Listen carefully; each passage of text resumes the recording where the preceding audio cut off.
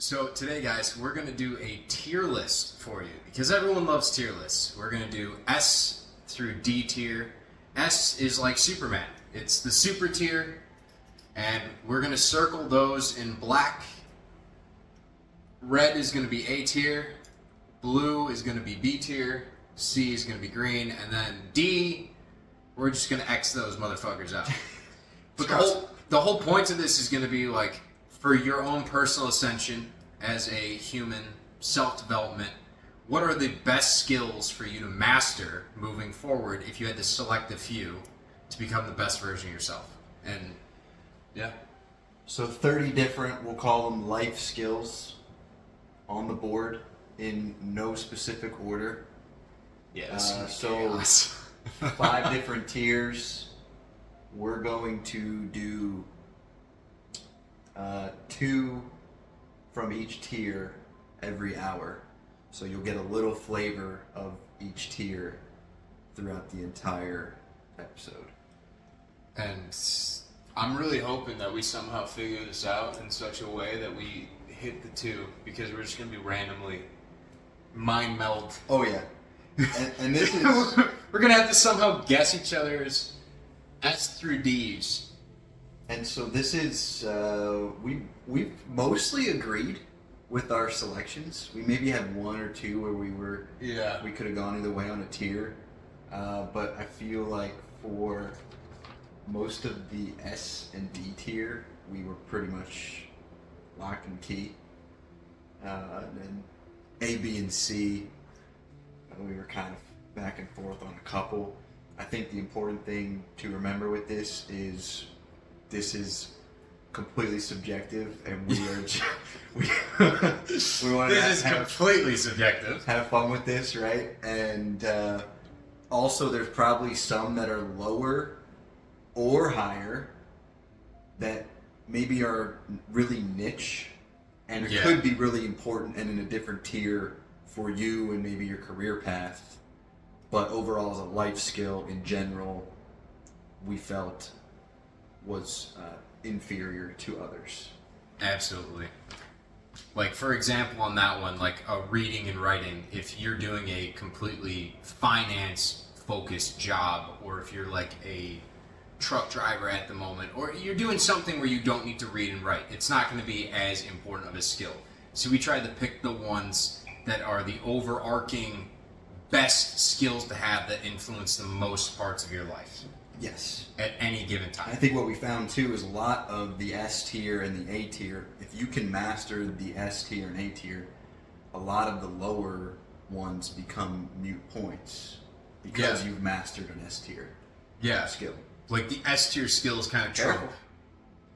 Well, don't reveal too much, Brian. I said reading and writing. Bro, the amount of times I've had to edit titles because I misspell words, I've had to change thumbnails because of I can't fucking spell correctly. Yeah, this is gonna be chaos. This is gonna be fun, and I don't even really know for sure what I'm gonna say about them all, but I know I have thoughts on all of them. Yeah. So as we pick them, we'll find out. So you heard Brian what our path is on each one. Obviously, this is ascending the descending order. So let's get into it. I guess where would you like to start? Do you want to do random number or? Yeah, let's start off really low and just get one of these dumpster fire D skills out of the way. Like, absolute bullshit skill. Let's just start with an X. Okay. So, you got the markers. I want you to start with an X for us. I'm going to look through here and see which one of these I just deem as... And you could read through the list. Hopefully, as you're following along, you can kind of come up with your own thoughts on where you think we're going to put things. Yeah, when this posts, I'm going to put the entire list in the comments so you guys can follow along, just so you can see them all. But for right now, let's start out with a master number. Let's do number 11 here. Okay. DIY skills. DIY skills. Do it yourself. Yeah, so Home repairs, maintenance, being able to do some handiwork on your own. I'm gonna say this is D tier.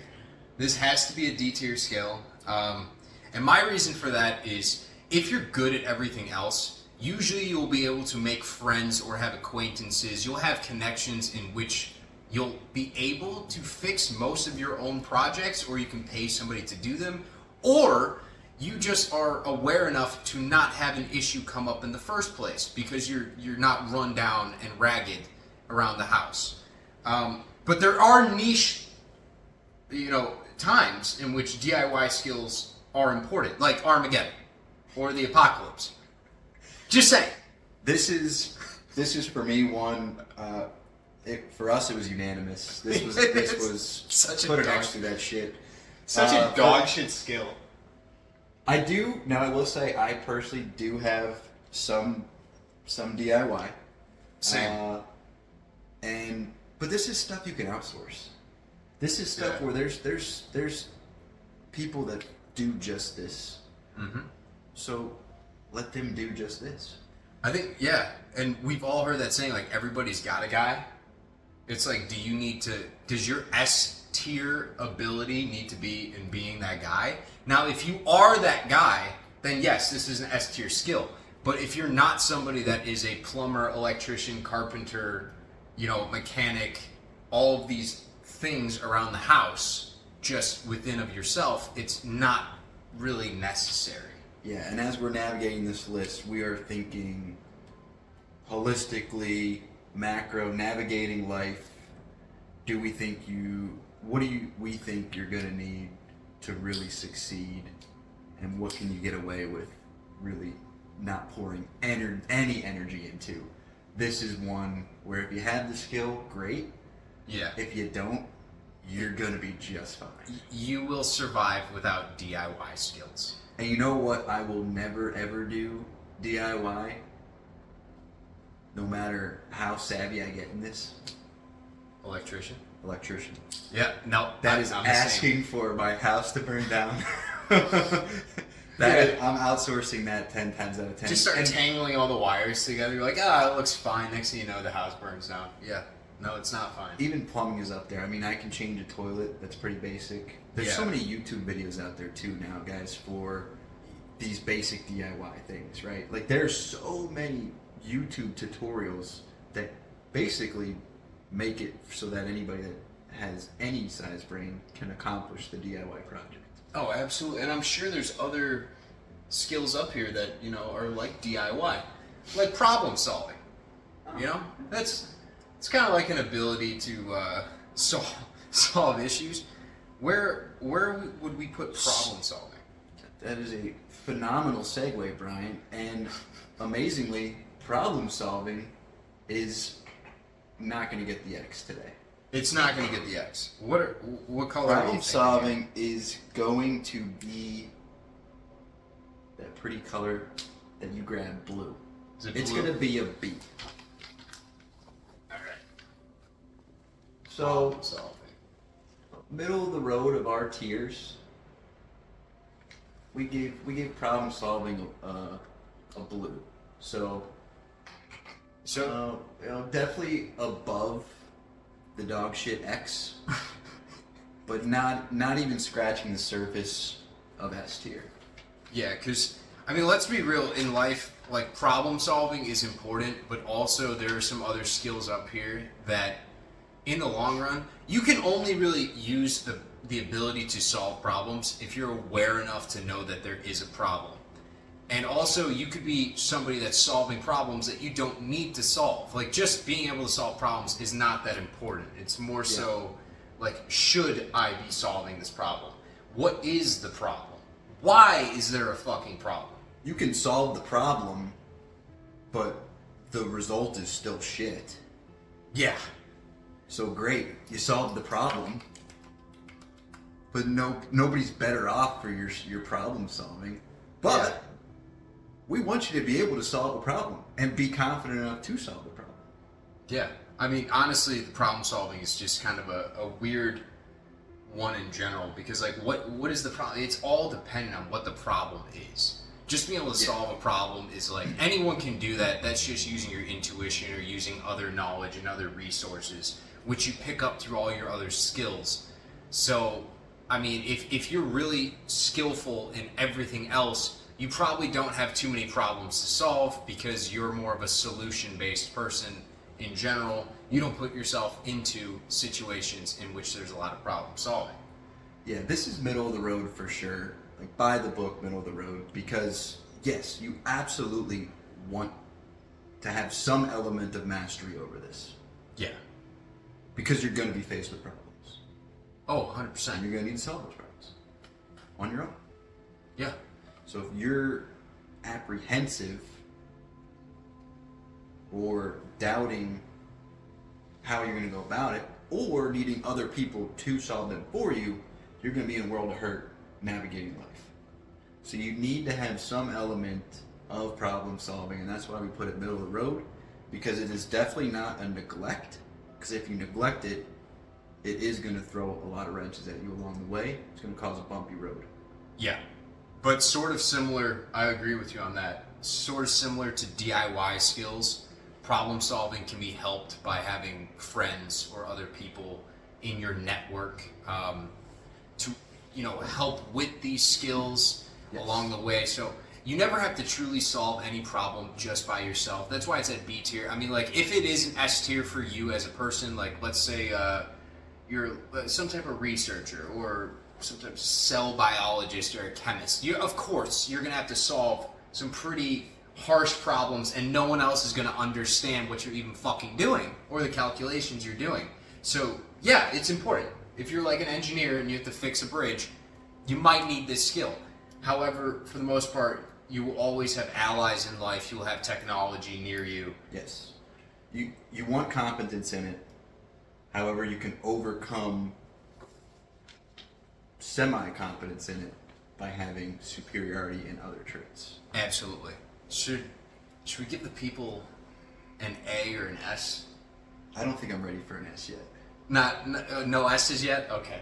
But I'll give the people an A. All right, I'll give the people an A. And I think it's maybe similar-ish along the lines of problem solving, where we were differentiating between the two, and we came to a very clear consensus on why this one was an A versus problem solving, even though they are similar in a way. And that, for me, Brian, is, where's it at on the list? It is critical thinking number 14. Critical thinking. We have that as an A, a nice little red. Yeah, a nice little workout. Yeah. And so instead of feet, you're giving them a little show of the putt. The little Shout out my little socks. putt? Shout out Yeah. my socks last week. I'm gonna have to edit that out. A little nice little ass wiggle. Oh, you can't edit it out, man. No, I don't edit shit, dude. I'm too lazy. Too lazy for that. Come on. You're up there like fixing the camera. They're like, look at this work, bro. They're like, yo, he said he was gonna edit it out. Why is it zooming in? You're like, I'll just edit this. It's in the video. Like, it's just straight fucking cheeks. No, I would never edit that because I actually did a shirtless video earlier this week. Was it spicy? It was yoga, bro. But I wanted to do the shirtless yoga, so then when you go into the certain stretch routine, people can see the actual muscle, like the fascia tissue, kind of stretching in certain directions. Probably a very well-timed video by you, because it was post Kings Ascension 2, where we focused on health and fasting and all the benefits. Yes. And you're there waking up in the morning, probably looking pretty shredded, doing some yoga, feeling amazing, and having some self-care. Yeah, you know what's crazy about that too is I think that was after eating a 1 pound steak the night before and a dozen eggs. Unbelievable.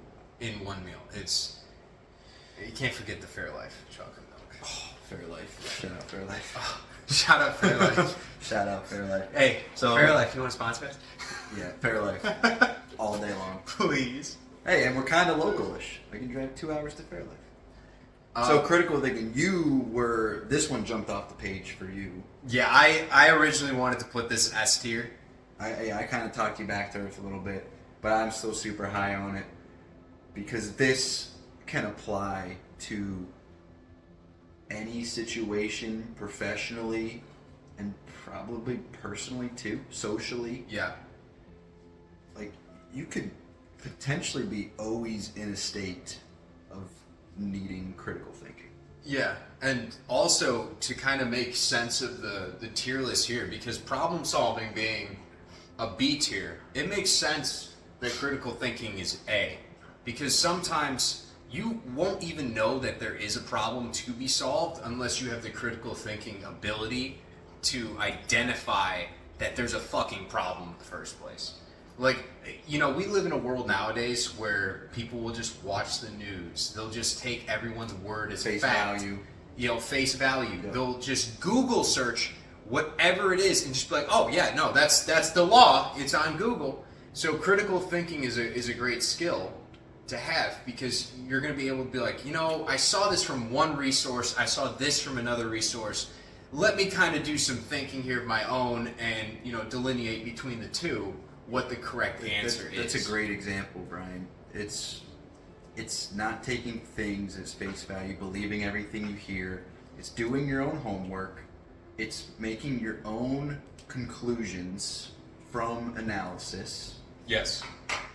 But it's also doing the analysis. And I'm a big analytics guy. I'm a numbers guy. Same. So this is speaking my language for sure. So that's why I was all for putting it as an A nice little red. It's not quite good enough for the S, but you'll understand why the S's are S when we get to them. So you do the overall information gather, and then you apply some sort of element of analytics to it, or investigation, doing some further. Okay, here's the details. Let me figure out what's the facts, and then you start to come to your own conclusions from it. Yep. And then you can use that to apply it to your decisions or your problems and try to come up with solutions.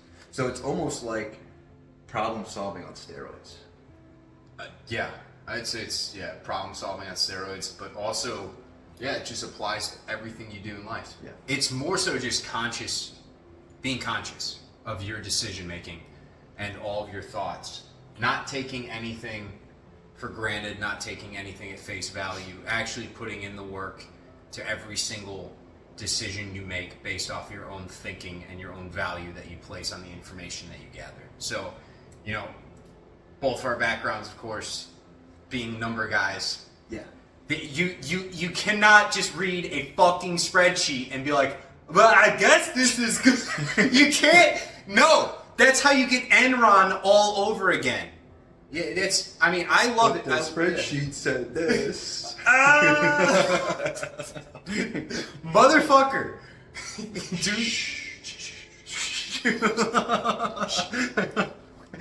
Hey, shut your one mouth. Shut your mouth. Shut your mouth. Stop talking. Stop digging. Just do it. Just do it and you get a candy bar. But let's just be fair. A is a great score. I would take A's all day long, growing up, college, doesn't matter. If you gave me an A, I am stoked.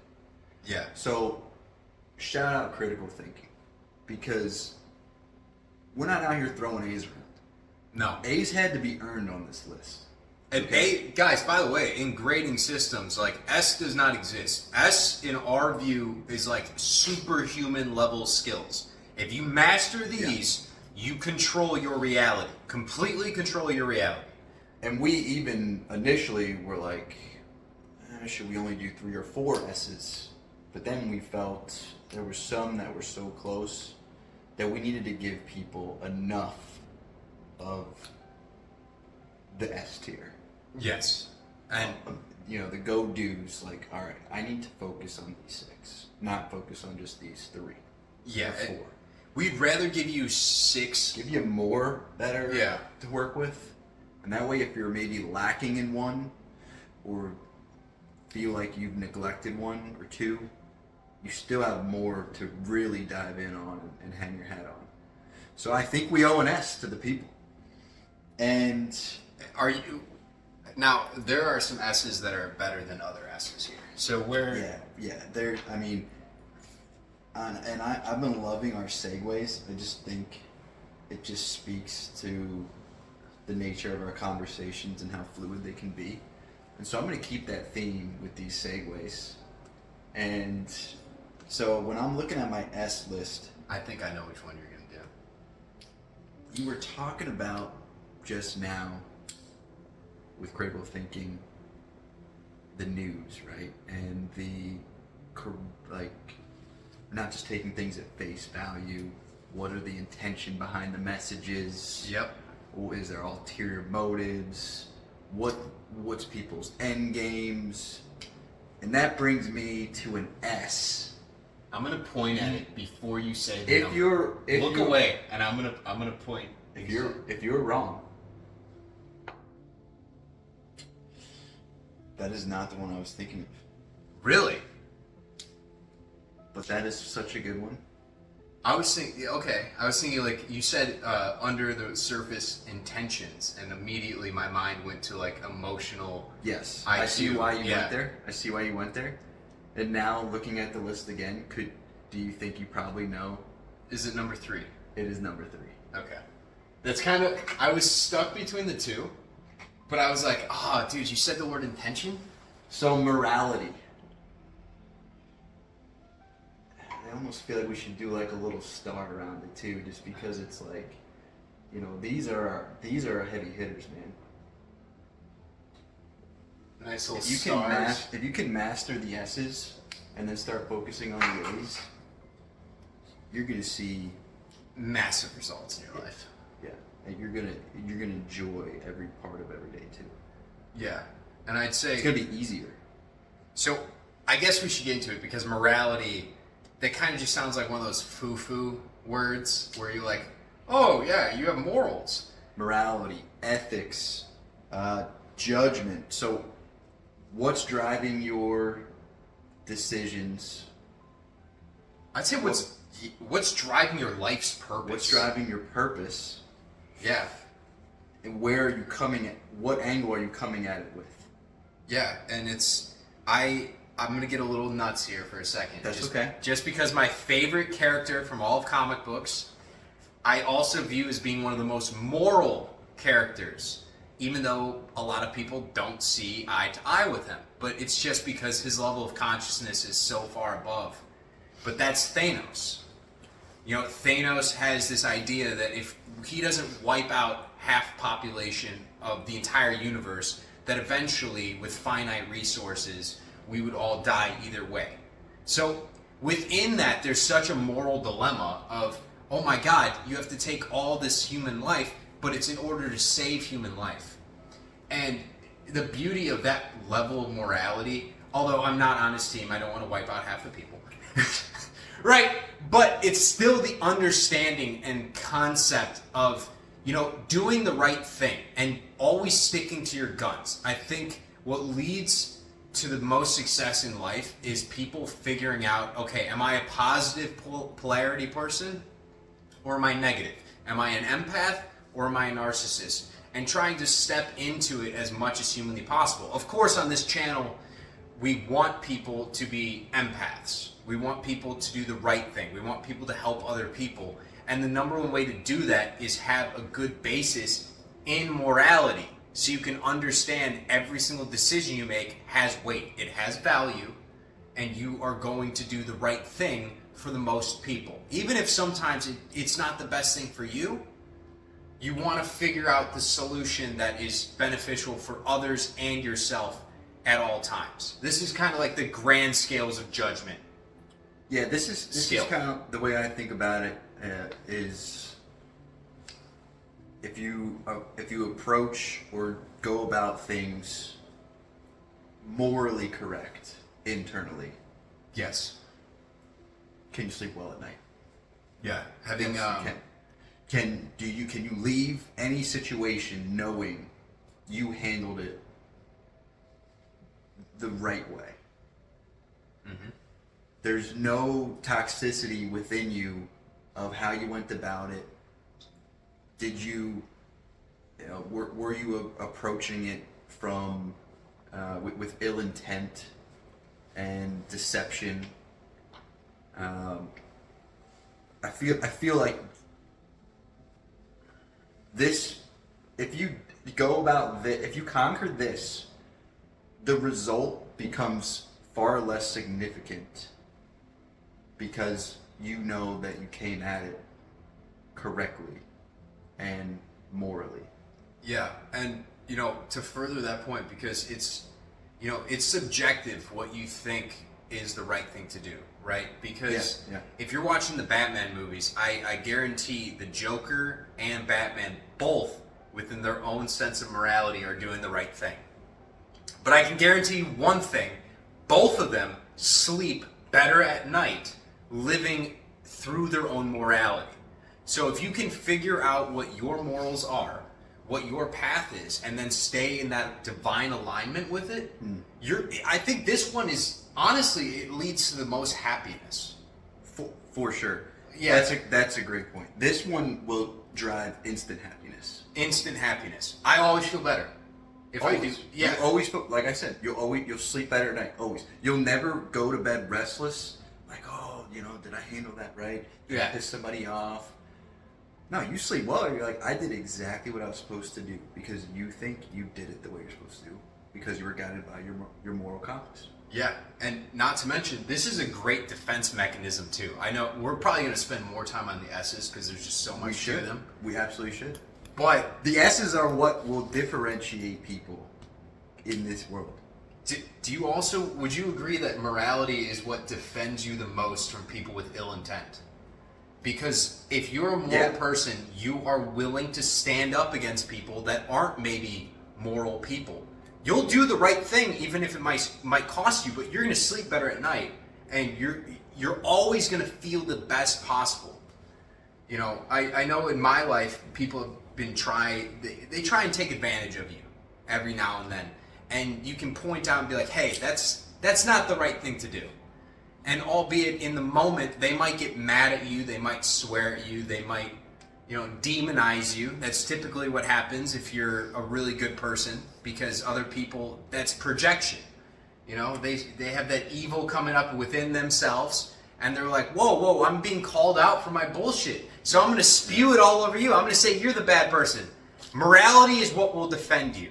It will keep you in the right path, and you'll know that you're doing the right thing, because on the inside you will feel amazing no matter what choice you have to make and no matter what other people will say to you. Isn't another word for this integrity? Yeah, it's a great word for it. Integrity. They're interchangeable in a sense, right? Yeah, I would think so. So I just thought of something at the end of this. I'm going to ask you which S you feel you fully have mastered. I'm curious, and I'm going to think about it throughout the episode, which one I think you'll pick. So just think on that, okay? Yeah, because so that's going to be interesting. I really want to know, and I'm going to think about myself too. Anything else on morality? I mean, this is a tricky one. This is one where you look at a lot of the other lists, and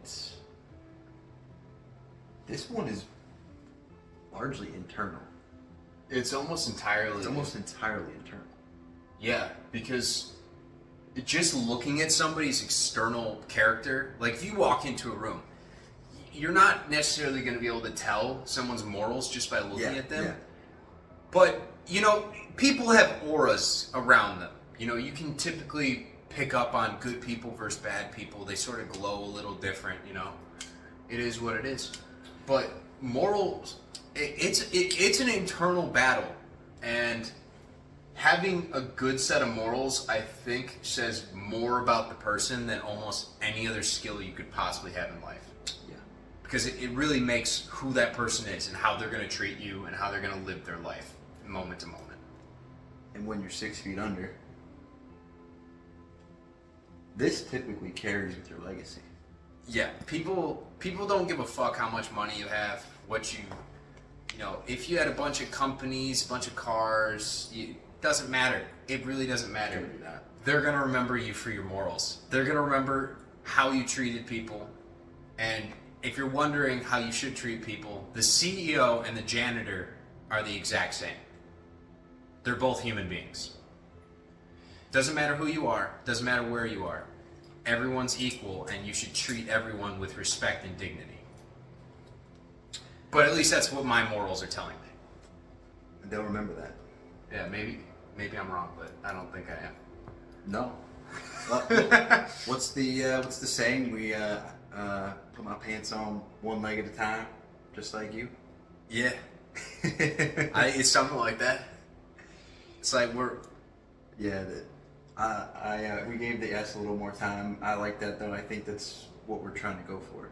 Yeah, the S's and A's are where we're going to spend the bulk of time. People are going to really start to drive change.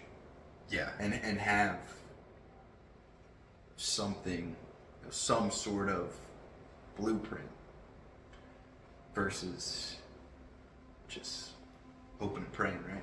Well, I guess I think we should maybe do this for the S and the A's as we move on, is give everyone a piece of advice for maybe a way that they can increase these skills in the short term. Like, how would you be a more moral person? Just, if you were to change one thing right now, I think it would be, at least in my opinion, just be conscious of every decision. Be like, all right, if people saw this, whether it's in the dark or in the light, make sure your actions are the exact same. And you would do whatever you're going to do in front of an auditorium of people that you love. Yeah. Yeah, that's a really good one. Basically, it's kind of like when I was golfing on Monday, somebody left a rangefinder on the tee box. It was a nice rangefinder, probably $150. Yep. The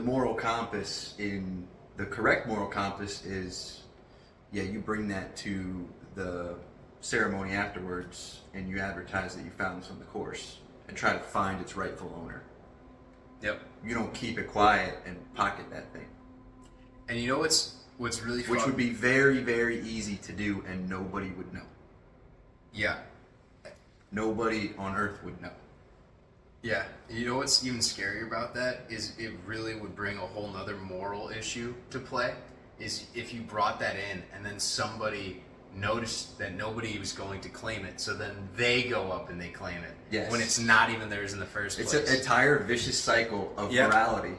Yes, you have people in the audience who are like, "What? I see an opportunity. Oh yeah, it was mine." Yeah. Right? We've all dealt with that before. Yeah. You're like, yeah, it's crazy. For me, what I've been trying to tap into more of myself, that's really focused in this space, is volunteering more. It's been tough for me to really get going in that space. Yeah. For whatever reason, but how I feel after I do that speaks right to my morals. Yeah. And I know, okay, the world and people other than me are better off today from what I did. Absolutely. And that for me is morally a right step. Yeah. So, but this is a tricky one. But that for me is a potential application for folks, is finding a way to volunteer, and that can come in a lot of shapes and sizes. Yeah, it doesn't need to be the actual like check your hours, go to an establishment to volunteer. Guys, it could even be a conversation with somebody that they're really searching for a friend at the moment, and you give them more time than anyone else is actually given. You show them respect. Your time. Yeah, you volunteer your time to help people instead of hurt people. Well, I think that was worth every minute. That S, man, that's a deep one. We owe the C some love. All right. So, seeing as we gave the S so much time, I think we go to time management. Because apparently that's a fucking C for the both of us. All right, Where the hell is time management? Time management is number 2. Do you want to green that one? Yeah. Circling that. Yeah, that's gotta be a C. Because, do you want me to give my opinion on time management first, or you want to go? I think we both have very mixed opinions. Yeah. Time management. Now, putting it in, I don't want to discredit time management by putting it in a C. But I do feel like time management, in the grand scheme of things, can be overcome very easily with even a basic effort in this space. Even if you are a C level time management person, you'll be fine. Hmm. Now, if you can conquer this, it'll probably only benefit. Yes. However, I will say that sometimes if you put too many things on your calendar, guys, and if you're too hard stuck about keeping to a schedule, if you miss an event, the negative repercussions mentally and emotionally that some people can feel from that, I've seen it. You know, I've been with people before that they're very orderly. They're amazing when they're on schedule, but the second they get off schedule, if you're a time management person, what do you do with the things that you scheduled 5 minutes after that original event when the original event goes 20 minutes late? Yeah. They start to implode. So I think having a more relaxed approach to life and enjoying it and being in the present moment instead of just constantly looking at your watch is the most important thing. This to me, time management to me, the most important thing around time management is tackling the extremes. So tackling you're a yes man or woman, and so you are overbooked by default because you can't say no to things. So now you have no time. So that's one extreme. And then the other extreme is you can't get going at all, and so you just waste the day away, and you've accomplished nothing. Bedrock. And so if you can conquer the two extremes in time management, then you're doing a pretty good job of at least making an effort in this space. Those are the two that are going to crush you if you're falling into one of those two extremes. And quite frankly, I see a lot of people in both. I don't think it's weighted one way or the other. I think we may think that it's more people that are lazy and bedridden, but I know plenty of people that they can't say no, and they're doing everything. They're volunteering here, they're bouncing to that, they're doing baseball, they have their kids thing, then all of a sudden they're volunteering at the church. Then they have a family, right? You want to spend family time. You start neglecting time with loved ones. When you start sacrificing sleep. Now you're getting a couple hours of sleep routinely. You're cutting out of work early. You're showing up late. All of this kind of snowballs because you've overcommitted yourself. Yeah, and to the point where you already said it, it goes to the point where you start neglecting certain groups of people or certain responsibilities because you overburden your own time. And we all only get so much in a given day. Yeah. So I don't know about you, but it's like when I wake up in the morning, I like to just set an intention for the day. I'm like, you know what? I always am going to work out. I'm going to go to the gym. I know I'm going to sit in the hot tub after the sauna. I'm going to swim. Does it matter how long that takes? No, it doesn't. I'm going to do it based off my intuition and what feels right based on how I'm feeling throughout the day. And for me, I still have a calendar, and I try to block off times that are like approximations. Yes. That it's like, okay, and I always give myself a little more buffer for everything. Like, okay, I have to do this, and it'll probably take me 30 minutes. I'm going to make sure I block off an hour for it. Yeah. Because I never know what's going to come up, right? Maybe there's something where I get diverted, my attention gets moved somewhere else, or somebody calls me. Things come up, so you can't live and die by your calendar. But for me, I at least need to have stuff on there to keep me on a path. But you don't want to become tone deaf and only just focus solely on a set schedule throughout your day where you have it all blocked and you're a by the minute person. Yeah. You're going to go crazy. Yeah, because, I mean, guys, I've been on both sides of the spectrum, I used to have to, back doing taxes, bill time based off every 6 minutes of work. So, 0.1 of an hour is what was the billable rate. And I hated it. And then eventually I got to the point at, the last place I was at where I would block off my calendar for an entire day. Yeah. And people would try and call me, and I was like... That was your way of time management, though. Yeah. I would block off my calendar for the full day. Yeah, and they're like, dude, what are you doing? Is he working? And they're like, you wouldn't believe what he's doing. But it's like, I would get more work done that way because I understood, like, hey, in my own right, if I'm constantly giving out my time to everyone else, I don't have any control of it myself. And so even if I don't have everything blocked off my calendar so other people can't understand it, or if I don't really understand it myself, it makes me feel better. It's a C for a reason. It's a C for a fucking reason. Choose to do with your time as you please, whatever makes you the happiest and the most productive in your own life. But ultimately, you can't turn a complete blind eye because time is in every single day, and you gotta figure out how to spend it. Yeah. Yeah. Should we gave time management way too much love. Yeah, we gave that... fuck time management. Yeah, fuck time management, dude. That was disrespectful. Yeah, I thought we were about to clown on that so goddamn hard. I gave that way too much love for a C. Let's pick another C and treat C's the way they're supposed to be treated. All right. I'm trying to think of the best one we could do to meme on. The hardest. I'm gonna have to go with negotiation. Okay. All right. I don't know where negotiation is. Negotiation is number 18. All right.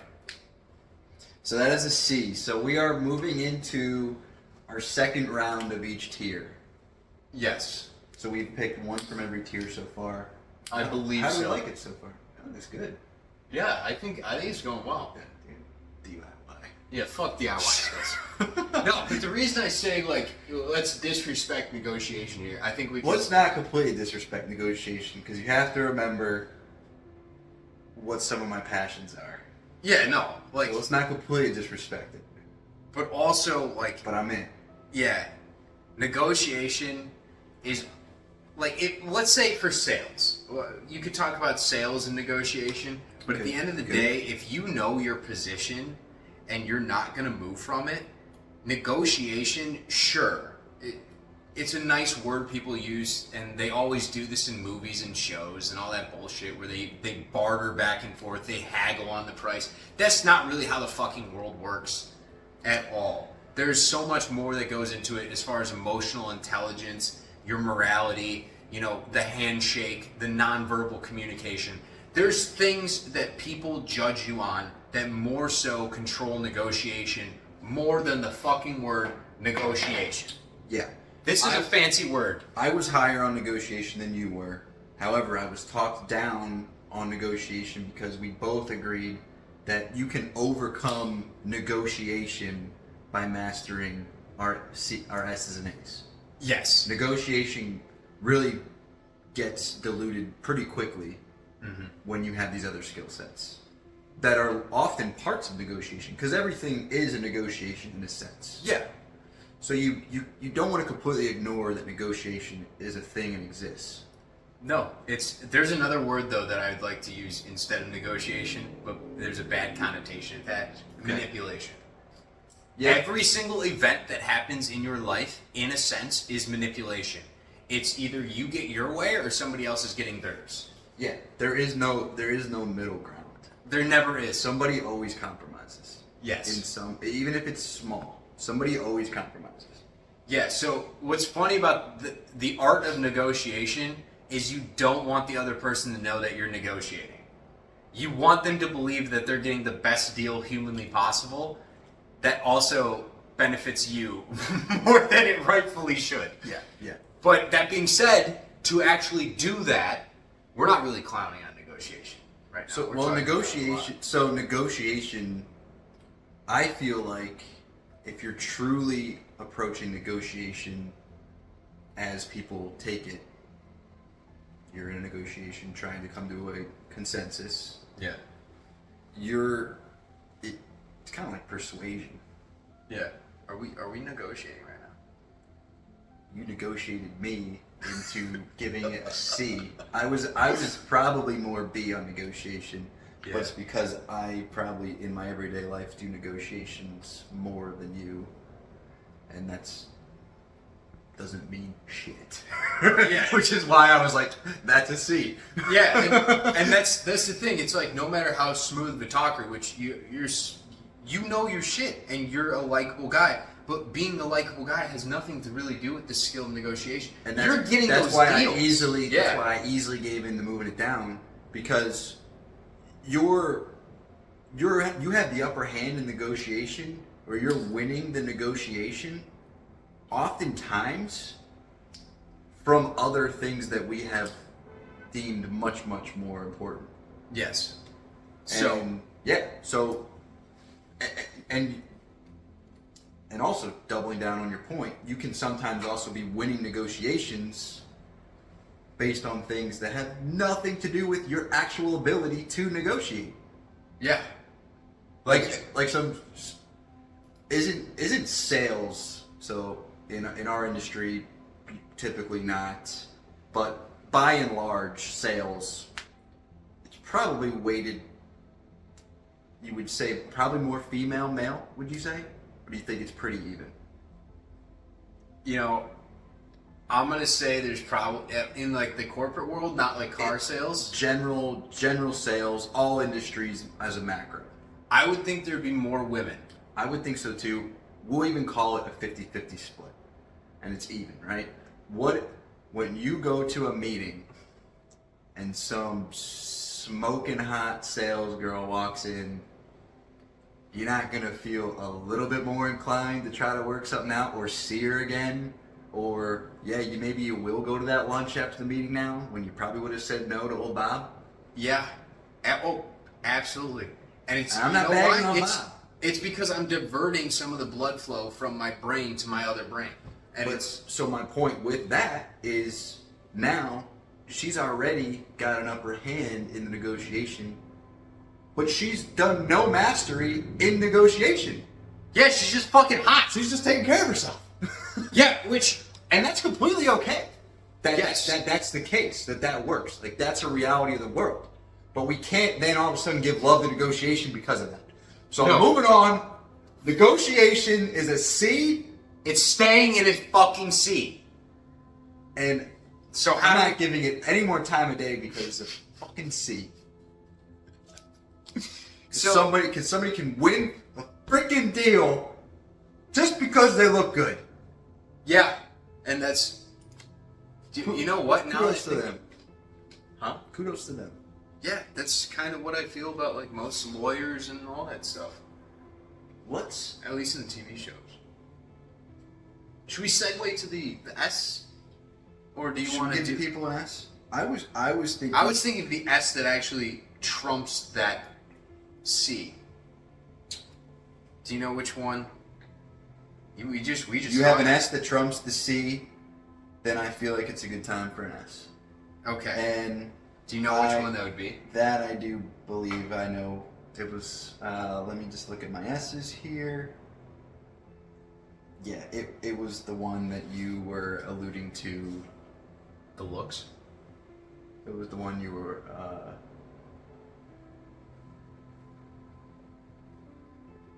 Yeah, well, that speaks exactly to my example. Yeah. That's exactly what I was thinking as a segue. Like, that is absolutely. Physical fitness. Now, you can call this one biased. I don't give a shit. Just because it is so important to us personally. But this absolutely puts you on a different level in life. If you have this skill. If you've mastered this, or you have serious competence in it. Yeah. And I would even go as far to say that you get certain perks because of it. Like, you just walk into a room, and if you are physically fit, people will treat you better. People will smile at you more. I notice when I go to the grocery store, if I actually bump into somebody, they don't get mad at me. they turn around and they smile at me. I'm like, yo, I bumped into you. I don't even have to really fucking go through my life apologizing for anything, because people just assume that they're in the wrong because I take care of my body the way I do. People almost assume that you can't fuck up. Like, I'm not kidding, guys. Get your physical fitness in check, because people just assume you are a diligent, disciplined, amazing human being simply because you are in good shape. Because you cannot fucking buy it. The people are much more forgiving in social scenarios when that's the case. Yes. And like we've talked about before, when you go into a deal, you go into a meeting, you're instantly at a higher respect level. Yes. In that meeting. Which is phenomenal for going into a negotiation or a sales meeting or a business meeting. To have that leveled up. Yeah. And this is something that you need to put at the forefront, because it will apply then to every social scenario moving forward, professionally and personally. Yeah, and I mean, everywhere you go. You have the halo effect, which you've experienced. You mentioned the grocery store. It's everywhere you go. It doesn't matter what you do. It's your appearance. Yep. It's how you take care of yourself. It's what people see. It's the first impression. Yep. It's the last impression. And people, you know, I can't remember what psychology study it was, but when you smile, you know, obviously that has something to do with happiness. But there's another perceived happiness that other people have. So there's like the group bias. So like if we're talking to each other and we're both attractive, right? And we're smiling. Or if I'm talking to somebody else and they're smiling at me and other people witness that, it creates almost this sphere of influence around you where everyone just assumes, they're like, oh my God, everyone's smiling at him, so there must be something special about him. He must be different. He must be better. And so because of that, they don't even need to know my personality. They don't need to know your morality. They don't need to know anything about you. They just assume that you're a good person. It's crazy how far this goes. People are immediately going to at least listen. Oh, now, absolutely. if you say something that is completely brain dead, then that's one thing. But people are going to at least listen. So you'll have your moment. You'll have your opportunity. Yes. And then you crush it with everything else. Yes. But it will always be the foot in the door. And the reason you always get the foot in the door is because you're lean enough, you're fit enough to run faster than everyone else before the door slams in your face. And I'm going to talk about this more on our private channel, but one thing that I'm a big believer in is what this does for confidence. Absolutely. This blows up your confidence, which is vital to every situation that you approach. Mm-hmm. So if you're out in the workplace and you're rolling in to any situation confident, people immediately feel that and sense that. Yeah. And that puts you at such a higher level in the meeting and post-meeting. People are going to you for answers. People respect what you have to say. People think about you on opportunities, promotions. You're always at the forefront of people's minds because they're like, that guy, I like the way he handled himself. He was confident. Yeah. And you know what's crazy about confidence? It doesn't even matter what other people think, because other people's thoughts mirror your own thoughts when it comes to confidence. So if you walk into a meeting knowing that, you walk in, you're like, I am fit, you know, I'm amazing, I know my shit. The confidence that you have, your self-confidence, is what exudes throughout your life. That's what you express to the world around you. And so people aren't actually looking at you saying, oh, that's a confident person. No, they're absorbing your self-confidence from you as it pours out of you. It's infectious. It's infectious. And so those people, and it's, you know, it builds on itself, because the reason those confident people get the promotions the most is because they believe they're the ones that are worthy of it the most. Yeah. The people that don't get promoted, again, bro. Yeah. Damn. The people that don't get promoted are the ones like, oh my God, I wonder if I'm going to get a raise. Yeah, You're not going to get a raise. Probably she'll get it, instead of me. Yeah. No, I'm getting it. I'm fucking getting it. I remember my last job. I walked in, I was like, I need 20 grand more. And he was like, okay, are you worth it? And I was like, this is what I need. Yeah, this is what I need because this is what I am worth. Yes. And you will pay me what I am worth. Yes. And that he's like... And it starts with feeling and looking good. And I think the other side of this one, which is why it's an S tier, so it was like the first one we picked. Second one we picked. Super easy. There's another side of this coin with this one.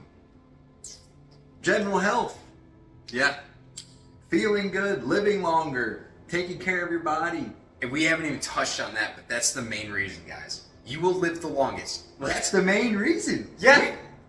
You feel the best. But we did an entire podcast on that, so we don't need to belabor that point.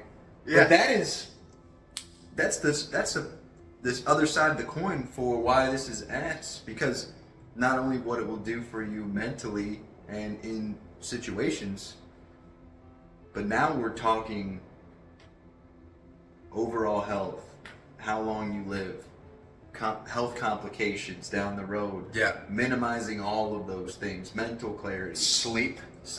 Huge. Guys, getting rid of the inflammation in your body, huge. I mean, when you're when you're exercising, when you're moving, it's keeping your body fresh versus just sitting there, a bump on a log, just waiting for the day. I mean, this is an S, baby. It's a fucking S plus. It is an S, man. And we're only on, this is only our second S. But I mean, shit, if you take these two S's and just dive into these, you're gonna be, dude, so happy with your life. Could you imagine if you had an 8-pack and you did the right thing at all times? I want to be friends with that person. Oh, wait, I am. You already are. I was gonna say, I was like, yeah, that's kind of. I want to be friends with that guy, man. Wait, we are. I know guys like that. Yeah, they're my friends. They're the only people I am hanging out with. You start to want to only be surrounded by people like that once you've experienced it. Yeah, because you know that no matter We're all what, thinking like that. Then. Yeah, it's infectious. Exactly. Being surrounded by confident guys. The only time that's not a good thing is if you're an unconfident person. But also, if you're surrounded by confident people, you'll quickly realize that they're not going to put you down. If you're around a moral person that's in shape, they're going to do everything in their power to uplift you. So how do you think that dynamic is in a female friend setting? Like, is this potentially not an S in that setting? Because do you want this fucking podcast episode to be 6 hours long? Yeah. Well, if we gas each other up, right? And we thrive off of other people. Like when you thrive in the S's, yes, it inspires me to thrive in the S's, and I cheer you on to continue thriving. I've at least heard that it can be very women can be a little bit more malicious. Yeah, to where actually they don't want somebody that's goading all of these S's. They want somebody that's kind of in a lull so they can be the number one. The coveted. Now, this is what we're gonna absolutely have to have a female on at some point as a guest that's gonna just teach us a thing or two, because it's not a one size fits all for both genders. Yeah, and you know what's weird is I like to throw everything back to mythology or lore or history and stuff. But you always know, if there's a coven of witches, there's always the one head witch, right? There's always got to be the one woman that's in charge of every situation. Whereas there's a lot of movies and stuff that there's guys that they're all equal, but they're different. And the guys can be complete friends and equals because they understand that, hey, you might be the best at this, but I'm the best at this.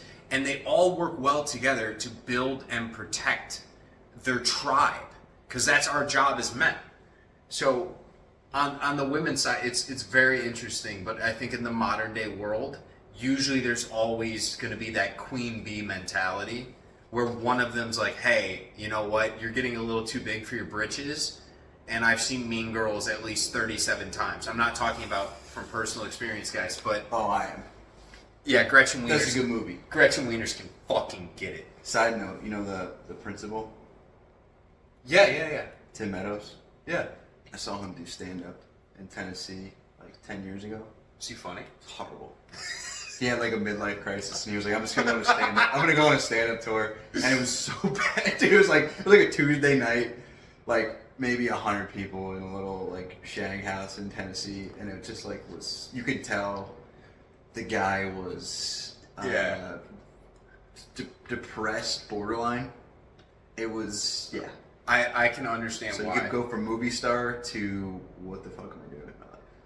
Pretty quickly. Yeah. There's also been rehashes of the Mean Girls movies, and for some reason they change out the entire fucking cast, but that guy stays.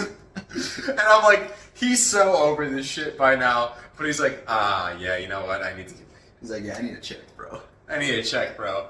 All right, so let's cruise through a B because, see, because that's just what I want to do. You know what? Actually, so yeah, right in line with that, with that is number 27, healthy eating. Oh yeah. And we kind of put this in cooking too. So yeah, this is obviously super important because you can't outwork a bad diet. We know this. No, you can't.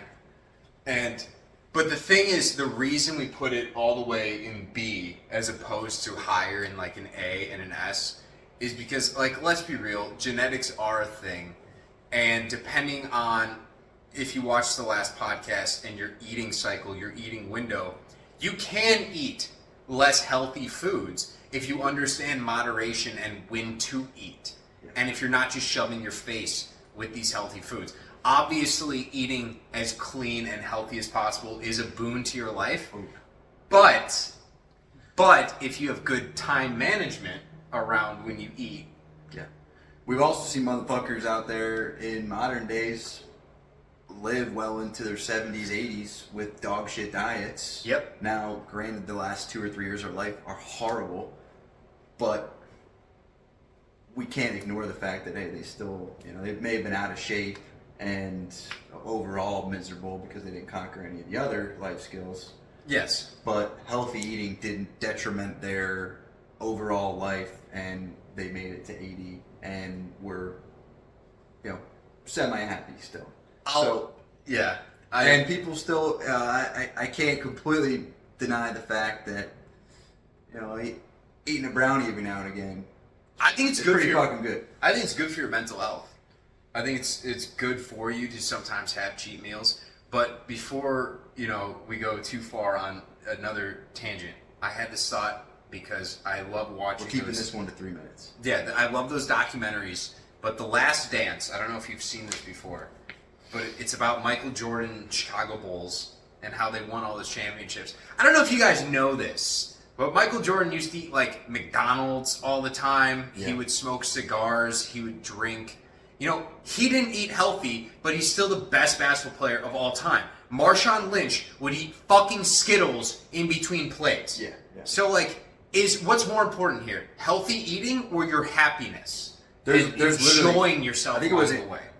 There's literally multiple NFL receivers and players that have come out and said, like, yo, my pregame meal is a McDonald's breakfast sandwich, and then I take a pregame shit, and then I go play. And these guys are freak athletes. Yeah, or DK Metcalf at 3% body fat, 4% body fat. These guys can destroy horrible food, and they just churn through it because they're insanely active. Yeah. Michael Phelps, for example, 10,000 plus calories.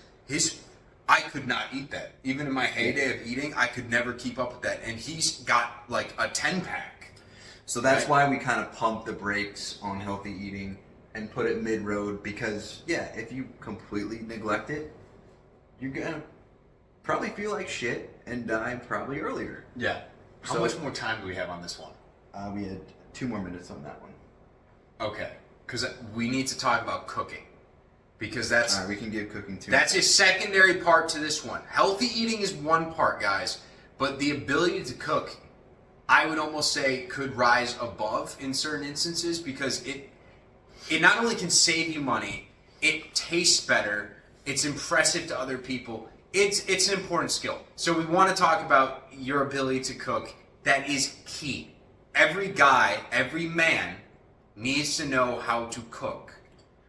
I'm glad you brought that up because I think that may have nudged us to put it to be, and make it higher on the list because automatically if you're cooking versus buying it's healthier. Out, it's going to be healthier.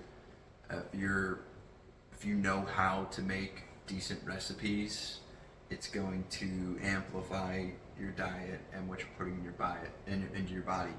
So, and it's a great skill to have. It's also super attractive, guys. If you can invite a girl over on a date and cook her something and it not be some bullshit rice-a-roni mix that there's like 3 ingredients, you just throw it in a pot, but you can actually cook a steak or a fillet of salmon or something, asparagus, whatever it is. That is such an amazing skill to have in life. It's such a great way to pamper a girlfriend or a wife. You, instead of going out, stay in, cook, crack a bottle of wine or whatever you guys like to drink. Oh, yeah. And just let her sit back, relax. Let her maybe pick the music, have some background, but you do the work in the kitchen, baby. And you just cook up something good. Make sure you know what she likes and doesn't like first, but make a nice dish. Hit all the courses if you can, and dude, that's gonna be a good night for you guys.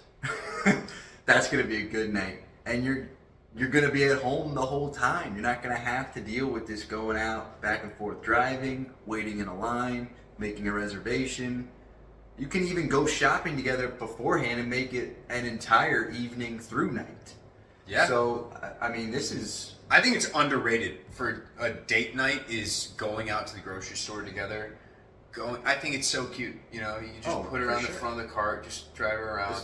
Just boop, boop, boop. I mean, that's love, man. Yeah, that's love right there. I Also, my honey teriyaki glazed salmon is fucking undefeated.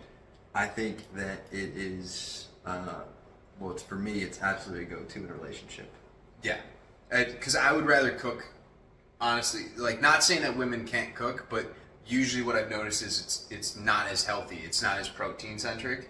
So I think for guys, if you're focused on your physical fitness and you want to build muscle, it's important that you guys know how to cook some meat because women absolutely can cook. My mom was an amazing cook. She would cook every single night for the family, and God bless her soul for doing that.